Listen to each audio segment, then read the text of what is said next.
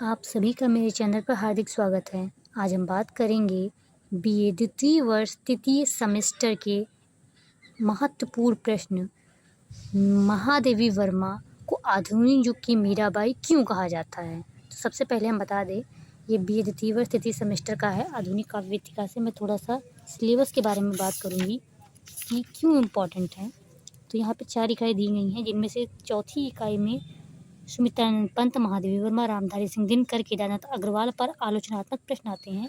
कुछ प्रश्न फिक्स होते हैं कि वो आएंगे ही आएंगे, यानी कि वो उस तरीके से ही पूछे जाते हैं। महादेवी वर्मा पर 2 प्रश्न आप तैयार कर लीजिए, एक जरूर आता है, ठीक है। उस पर एक प्रश्न जो बहुत ही महत्वपूर्ण है परीक्षा की दृष्टि से, वो मैं आपको दिखा रही हूँ। उसके कुछ हेडिंग्स आप नोट कर लीजिएगा। मुझे उम्मीद है कि वो आपकी परीक्षा की दृष्टि से बहुत ही महत्वपूर्ण रहेंगे। तो ये है महादेवी वर्मा की विरहानुभूति। ये हम इसका सेकेंड वीडियो में देखेंगे इसको, ठीक है, क्योंकि बहुत लंबा चौड़ा है। और पहले हम बात करते हैं महादेवी वर्मा को आधुनिक युग की मीराबाई क्यों कहा जाता है। तो बहुत महत्वपूर्ण है कि आप अगर देखेंगे कि अगर आपसे कह दे कि आपका मित्र और आप, या कह दिया जाए किसी दूसरे इंसान को इस आधुनिक युग के इंसान का नाम दे दिया जाए, तो सोचेंगे कि ऐसा क्या था दोनों में। जबकि महादेवी वर्मा ने तो विरह की रचनाएं लिखी और आधुनिक युग मीराबाई जो कि थी, उन्होंने कृष्ण भक्ति की। तो ये समानता कैसी हो गई? बहुत ही इंटरेस्टिंग क्वेश्चन है। तो हम कुछ समानताएं देखते हैं, तो बहुत ही इंटरेस्टिंग है। मैंने मतलब इसको क्योंकि मैं भी इसकी स्टूडेंट रह चुकी हूँ, तो जब मैंने इसको लिखा था तो मैंने इसको बहुत रिसर्च की थी, बहुत ढूंढा था। उसके बाद में मैंने इसको अपनी कॉपी में लिखा था और एग्ज़ाम में आया भी था। और कुछ प्रीवियस ईयर पेपर जो है आपको, या क्वेश्चन जो हैं, वो आपको शॉर्ट वीडियो में मिल जाएंगे। इसकी प्लेलिस्ट मैंने बना दी है, देख लीजिएगा। और वीडियो लाइक कर दीजिएगा। महादेवी वर्मा को आधुनिक युग की मीराबाई क्यों कहा जाता है? महादेवी वर्मा के प्रेम की विरह वेदना को देखते हुए महादेवी वर्मा को मीराबाई कहा जाता है, और उनके अदृश्य रूपी प्रीतम एक जैसे थे, ठीक है। अब वो कैसे थे, अब देखते हैं। प्रियतम रूप, मीराबाई का रूप क्या था? मीराबाई ने कृष्ण को अपना पति मानकर पूजा करती थी, परंतु महादेवी वर्मा अपने निराकार प्रियतम की पूजा करती थी और उन पर गीत व कविताएं लिखी। यानी तात्पर्य है, प्रियतम दोनों के थे, ठीक है। वो कृष्ण पर लिखती थी, वो अदृश्य भगवान पे या अदृश्य व्यक्ति पे लिखती थी। किसी ने कभी जान ही नहीं पाया कि वो भगवान पे लिखती थी, या किसी व्यक्ति पे लिखती थी, या प्रकृति पे लिखती थी। जैसे मीराबाई ने क्या लिखा, मेरे तो गिरधर गोपाल दूसरो ना कोई। वही महादेवी वर्मा ने कुछ इस प्रकार रचनाएं लिखी है। दूर तुमसे हूँ अखंड सुहागिनी भी हूँ, बीन भी हूँ मैं तुम्हारी रागिनी भी हूँ। इसका कुमार विश्वास का वीडियो मिल जाएगा, मैंने इसकी प्लेलिस्ट बना दी है। आप सुन के जो 2-2 3-3 लाइनें हैं वो आपको याद हो जाएंगी ऐसे ही। मेरी नहीं है, वहाँ कुमार विश्वास की हैं, ठीक है। बहुत ही अच्छे तरीके से इसको उन्होंने प्रस्तुत किया, करवाया है। भक्ति व प्रेम के रूप में इन दोनों में क्या समानता थी? अब भक्ति कैसे? हाँ, भक्ति की मीराबाई ने कृष्ण को भक्ति मार्ग पर ही प्राप्त किया था। कृष्ण ने उन्हें अपने अगोचर रूप के दर्शन दिए थे।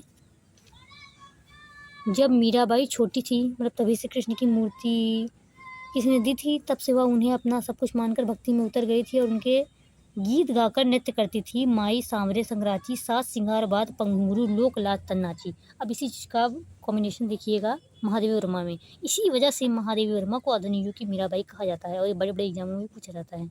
अब महादेवी वर्मा आपके 15 नंबर पक्के हैं अगर आपने इसको अच्छे से पढ़ लिया। समझ रहे हैं? 15 नंबर बहुत मायने रखते हैं, तो इस चीज़ों को समझना बहुत ही महत्वपूर्ण है। अब महादेवी वर्मा की भक्ति की बात करें तो वे संसार की कर्म भक्ति नहीं करती थी। वे निरंतर ध्यान मग्न होकर नाम जपते, कभी कभी आनंद विभोर होकर अपने प्रीतम विभोर हो जाती थी। और उनके प्रीतम सगुण थे, मतलब साकार थे, निराकार, उनका कोई आकार नहीं था। वे कुछ इस प्रकार से पूजा अर्चना करती थीं। क्या पूजा क्या अर्चना रे, उस असीम का सुंदर मंदिर मेरा लघुतम जीवन रे। यानी पूजा अर्चना नहीं करती थी, लेकिन वो भगवान को इस तरह से मानती थी। इस प्रकार जो है, इस पूजा में भौतिकता नहीं थी, किंतु वही तन्मयता है जो एक लौकिक भक्त में होती है। जो एक भाव भक्त के मन में होता है वह है श्रद्धा, उसमें अपार थी। मतलब दोनों में श्रद्धा थी, ठीक है, दोनों में भक्ति थी। तीसरा जो हेडिंग है या विषय है, इसे क्या कहते हैं, मतलब जो कुछ हेडिंग्स होती हैं जिनके अनुसार आप उस चीज़ों को याद रखते हैं, तो इनको आप ये भी कर सकते हैं कि आप जितनी भी इसमें मैंने वो डाल रखी है हेडिंग, उनको आप एक जगह पे नोट कर लीजिए। इससे आपको याद रहेगा कि आपको लिखना क्या है इसके क्वेश्चन के अंदर, मटेरियल के अंदर, ठीक है। अब है दुख दर्द का वर्णन या विरह वर्णन कर लिख सकते हैं। मीराबाई ने भी अपने दुख जो कि संसारिक कष्ट थे उनको अपनी करुणा में बताने का प्रयास किया है, जो उनके गीतों में दिखाई देता है। हेरी मैं तो प्रेम दीवानी मेरे दर्द न जानी कोई, ठीक उसी प्रकार उसी तरह महादेवी वर्मा ने अपने दुख को भी बादल रूप प्रतीक के माध्यम से बताने का प्रयास किया है। मैं नीर भरी दुख की बदरी, इन्होंने भी मेरा दुख व्यतीत किया है कि देखो मेरे पास भी दुख दर्द है। ये विरह वर्णन हो गया। दुख की घूट पीती हुई कौन, महादेवी वर्मा ठंडी आहों को देखना पसंद करती हैं। कितना सुंदर लाइन है। वे इस पीड़ा से नहीं निकलना चाहती क्योंकि इसी ने उन्हें अपने प्रीतम के दर्शन कराए हैं। कहते मिलन का नाम ले ना ले मैं विरह में चीर हूँ, ये लाइन भी हमें डाल सकते हैं। मतलब कि वो कहती हैं तुमको पीड़ा में ढूंढा तुम में ढूंढूंगी पीड़ा, ये लाइन बहुत ही महत्वपूर्ण है। आप देख लेंगे तो अच्छी बात है, बुक में भी आपको मिल जाएगी। तो यानी कि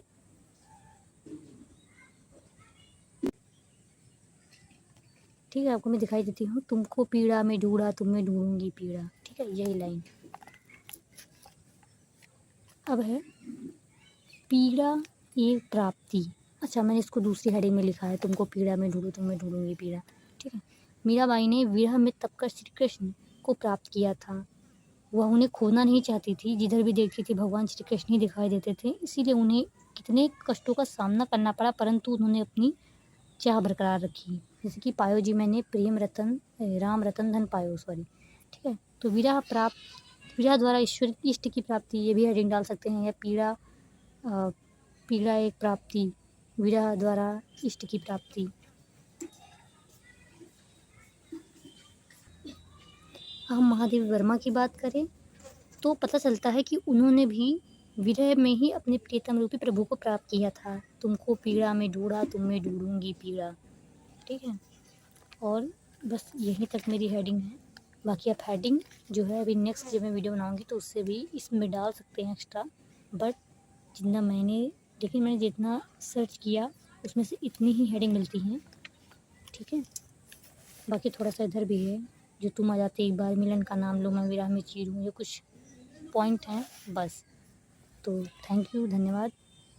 और वीडियो को लाइक करिए, शेयर कीजिए, सब्सक्राइब कीजिए और नेक्स्ट वीडियो ज़रूर देखिएगा। धन्यवाद।